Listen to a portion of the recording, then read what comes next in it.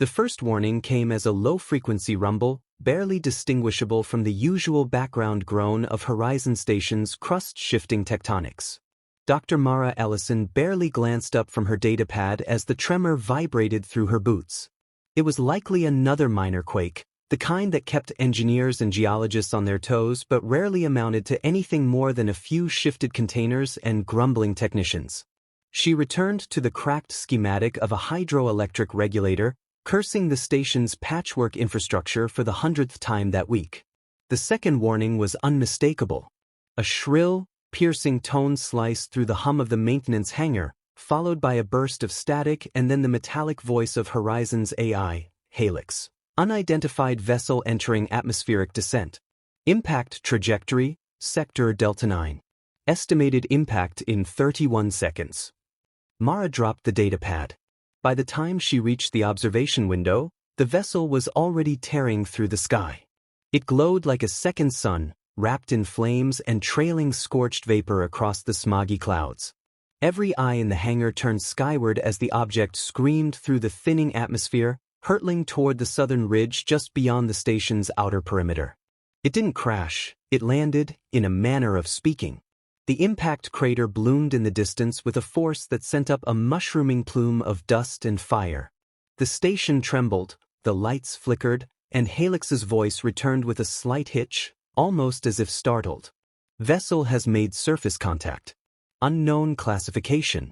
Initiating lockdown protocols. Mara was already sprinting. No signals yet, Briggs replied without looking at her.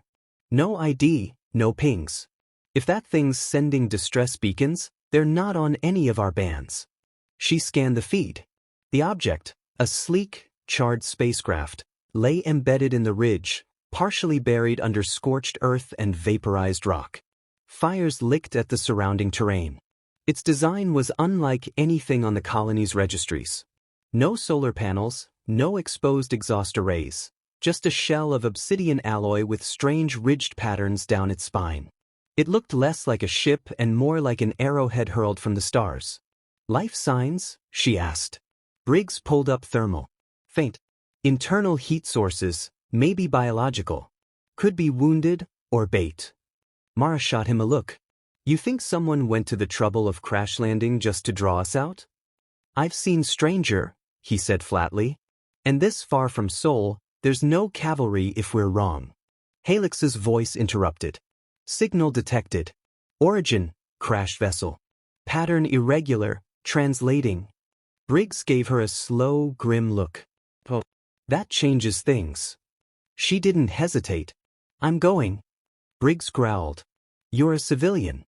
You're not cleared for. I'm the lead xenomechanical engineer on this station.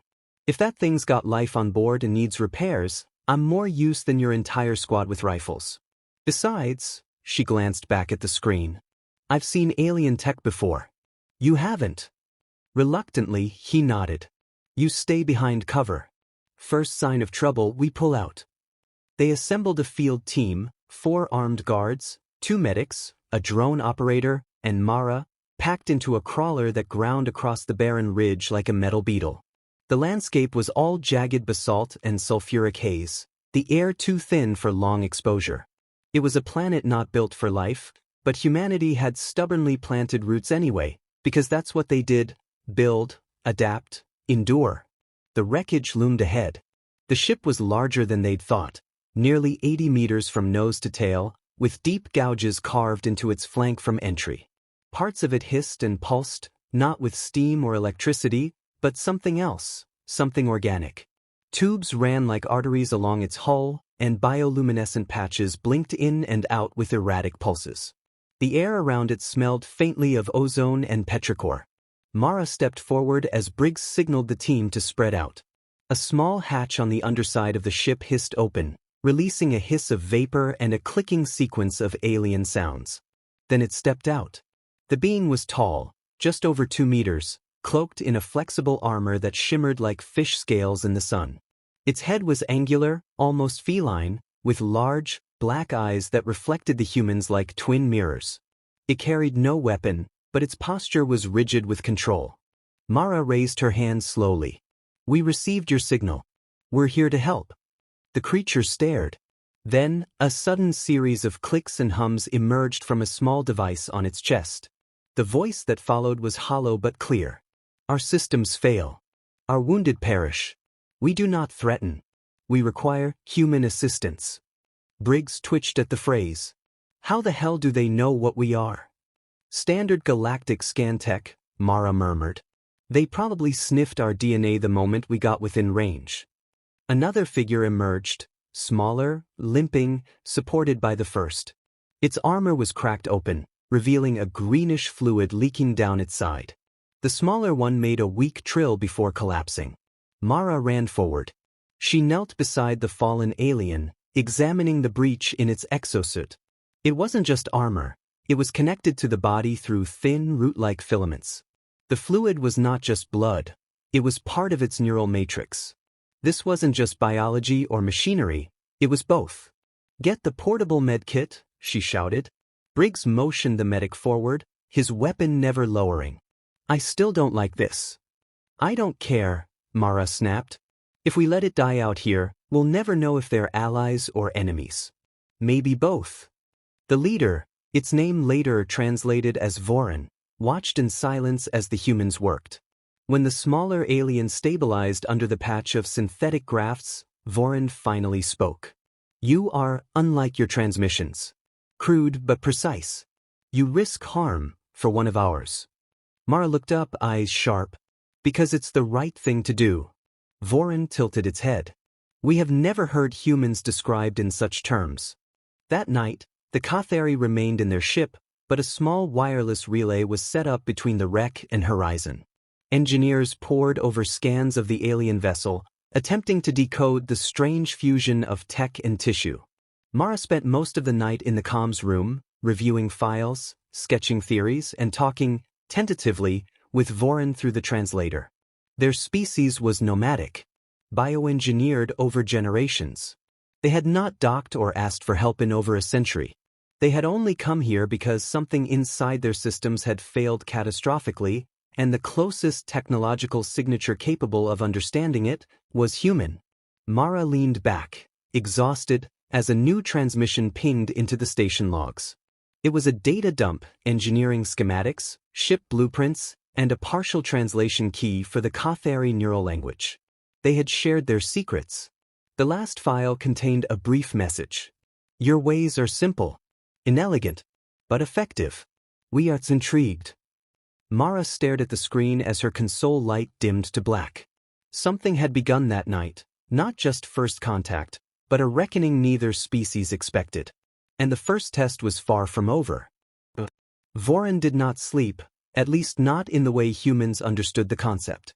When the station's lights dimmed for artificial night, and the few remaining techs on duty whispered quietly over caffeine and diagnostics, the thari leader remained motionless inside the partially reactivated vessel. Its eyes, if they were eyes, remained open, glowing faintly as it interfaced silently with the ship's half-alive core. Mara watched from the observation deck, arms crossed, mind humming with unanswered questions. Horizon had become something between a triage center and a diplomatic outpost overnight.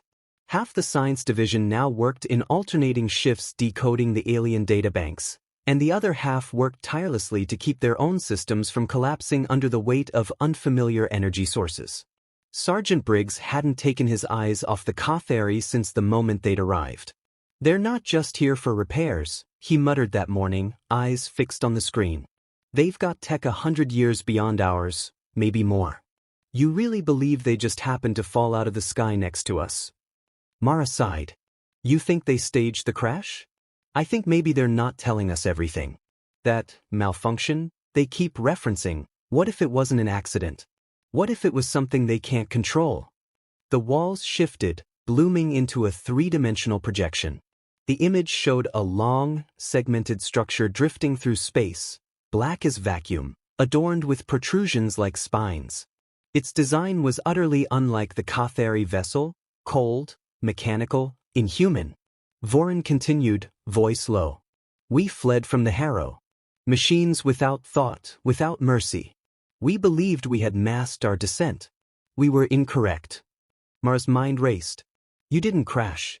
You were shot down. Voron inclined its head. Their signal corrupts nearby systems. You have already seen the interference. They are not here yet, but they are coming. She backed away, heart hammering. How long? Less than 1 cycle. Your time, perhaps 2 days. He then finally spoke. You're telling me a hostile alien machine species is tracking this downed ship, and we've got 48 hours until they arrive? 43 now, Mara said. And Horizon's outer defenses are barely rated for debris impact, let alone whatever these things are. Lark exhaled slowly. We've got 1 cruiser in orbit and maybe a dozen atmospheric craft. No ground-based missile systems, no orbital cannons. This isn't a military post. Briggs leaned forward. Then we make it 1. The next day was chaos, calculated and brutal. Barricades were constructed, emergency supply caches distributed, and Horizon's fabrication labs repurposed into makeshift armament stations. Every able-bodied technician, guard, and engineer was conscripted into round-the-clock drills. Mara and Voron worked side by side, bridging technology that had never before shared the same plane of existence. The ship's repair core, the heart of motion Voron called it, was retooled into a hybrid energy grid. With careful guidance, Horizon's engineers learned to harness it just enough to power shield arrays and a defensive frequency disruptor, one that could interfere with machine-based telemetry. But it wasn't enough. The Harrow arrived sooner than expected. At first, they came as shadows, distant objects blinking into the stratosphere, scanning beams rippling across the surface like the searchlights of old war machines. The thari ship's outer hull responded defensively, projecting interference fields. For a moment, it looked as if the Harrow might ignore Horizon entirely. Then, without warning, the power grid dropped to 0. Every light, every system, every console. Mara gasped in the sudden dark. Then the emergency beacons kicked in, bathing the halls in red. They've activated a null field, Voron said, voice calm but grim. A localized energy suppression wave. They mean to isolate us. Harvest. Assimilate. Briggs was already issuing orders. Lockdown. Weapons to fallback points. We hold them at the shield line. Chaos spread across the station as the first drones breached the perimeter. Sleek, angular machines the size of wolves darted through the dust, silent but deadly. They moved in packs, flanking patrols, dismantling outposts with surgical precision. At one point, a defensive turret turned against its operator, briefly hijacked before Briggs shot it down himself. Mara was in the fabrication bay when one of the drones tore through the wall like paper. Her scream barely registered over the screech of metal. It reared back, scanning her with a cold, crimson beam, then paused. She didn't know why it hesitated. She just ran. Later, Voron would explain, the Harrow do not kill what is useful. They analyze. Convert. You were marked for assimilation. The fight became a siege. By the second night, nearly a third of the station had been overrun. Those who weren't killed were taken, disappeared into the black ships now hovering over the ridge, feeding on the ground like monstrous carrion. And still Mara worked. In the deepest sublevel, she and Voron constructed something new, a resonance device. It used principles from both their technologies, combining human particle acceleration with thari harmonic resonance. It was untested, unstable, and utterly theoretical. But it might turn the tide. It will destabilize their field arrays, Voron explained. If it functions, it will create a null collapse. Their ships will be forced to retreat or suffer structural disintegration. Mara stared at the coil. And what about us? Voron paused. You do not know. She laughed, dry and breathless. Great. They deployed the device at dawn. Briggs led the last security team to the ridge, buying time as the machine was activated.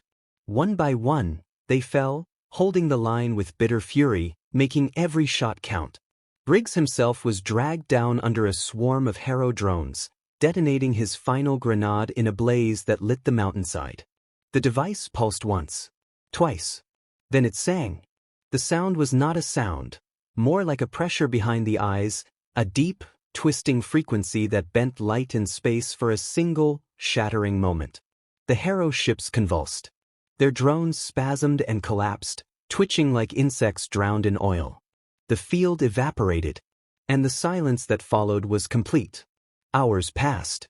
The survivors emerged from bunkers and lock rooms, blinking in the harsh sunlight. The thari vessel still stood, its hull now etched with new scars. But it lived. So did Mara. She stood in the center of the ridge, staring at the crater where the device had once been. Her ears rang. Her arms ached. But she stood. Vorin approached, slower now, one limb in a sling fashioned from horizon fabric. It did not speak at first. Then, "You are terrifying." Mara laughed. "You're not the first to say that." The thari looked skyward. "The Harrow will not forget this defeat. Nor will others." "Good," she said. Vorin turned to her. "We came needing repairs. We leave with knowledge. And with a question." "What question?" The thari's eyes shimmered. "What are humans becoming?" And though the ridge was quiet, and the fires had burned low, Mara felt the answer resonate in her bones. Something new. Something terrifying. Something worthy of awe. In the days that followed the collapse of the Harrow's null field, Horizon Station transformed. The walls still bore scorch marks, corridors hummed with half-repaired systems, and many of its inhabitants walked with new scars. But there was breath in the station again, movement and murmured voices that weren't filled with fear. The dead were named and honored. The missing, over 30 personnel, were not spoken of often. Not yet.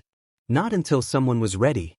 Mara sat in the infirmary, her arm bound tightly in a carbon fiber brace, watching the thari repair drone flutter across the room. It moved with purpose, delicacy, like an insect that had studied medicine. She didn't flinch when it approached. "Not anymore." "You trust them," said General Lark from the doorway. She didn't turn. "They saved our lives. They brought the war to our doorstep. They didn't ask for it." She finally looked up. "You think we wouldn't have been found eventually?" Lark sighed. "Maybe not this soon." The general stepped inside, his posture stiffer than usual. "Their ship is almost flight-ready. Vorin's offered to take a delegation with them. Said they want us to see what's coming." "What's coming already tried to kill us," Mara replied. "They say that wasn't even the edge of it. Just the first tendril." He hesitated, then continued. "They want you to lead it." Her fingers twitched against the brace. "Why me?" "Because you understand them. Because you built something with them that none of our scientists could replicate. And because, like it or not, you're already the face of this thing." Mara looked back at the drone, now humming over another bed. "What if I say no? Then someone else will go. But there'll be someone who's never fought beside the thari. Someone who hasn't bled with them.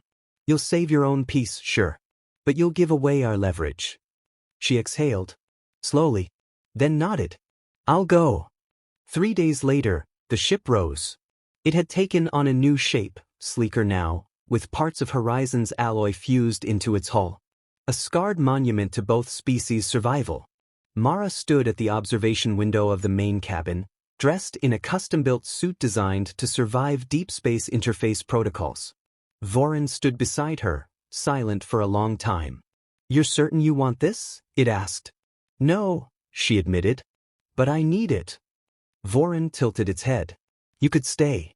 Your people rebuild quickly. There would be comfort. There'd be silence. And ghosts. And more questions than I can answer." She looked to it. "Besides, I want to see what scared the hell out of you." The ship passed beyond Titan's orbit, its engines carving silent trails through the void. The stars stretched, narrowed, then twisted inward as the drive engaged. When the distortion settled, they were no longer in the Sol system. Before them, darkness. Not empty space, this was different.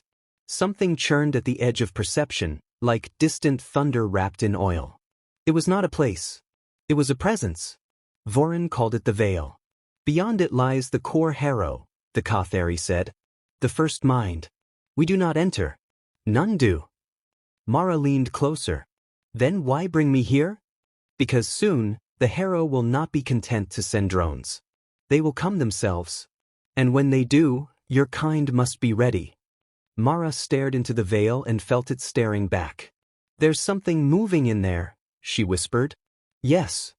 They stayed there, suspended on the threshold, until something new appeared. A transmission. Not from the harrow, but from a third source. Unexpected.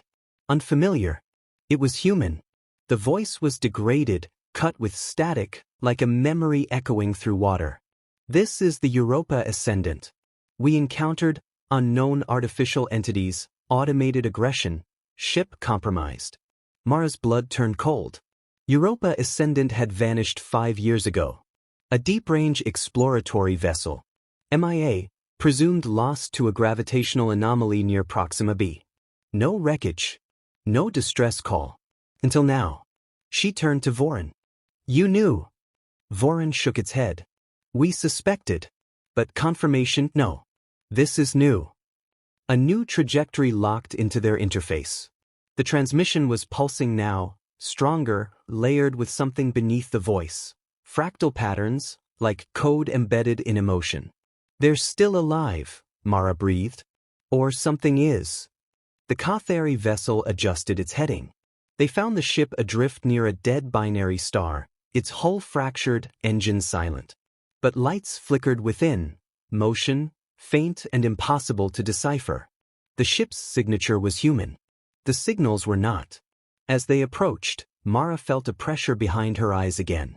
But this was not the harrow's cold logic. This was different. The ship responded to their presence, opening like a flower. The internal corridors were strangely intact. Human architecture twisted slightly, off by degrees, as if something had rebuilt the ship from memory without understanding the details. The crew quarters were empty.